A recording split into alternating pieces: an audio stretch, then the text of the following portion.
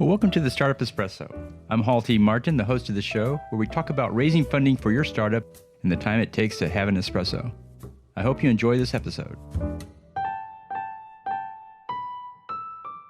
Hello, this is Hall T. Martin with the Startup Funding Espresso, your daily shot of startup funding and investing. Investors should gain alignment with the startup about the exit before making the investment. This includes the size and timing of the exit. There needs to be some clear thinking and research about who will buy the company and how much they will pay. The investors and the startup need to work together to achieve the exit. One of the biggest impacts on the exit for early stage investors is follow-on funding. It's important to gain alignment on the subsequent financing rounds required and the impact it will have on the early investors. It's often the case if the startup is overly optimistic and comes back later asking for additional funding. Also, discuss the path to achieve the exit. Will the company grow organically, or will it push aggressively for growth? It's important to maintain communication about the exit strategy and discuss how the company is on track for it or not. Follow-on funding brings terms and valuations that can diminish the early investor's position in ultimate exit. Thank you for joining us for the Startup Funding Espresso, where we help startups and investors connect for funding. Let's go start up something today.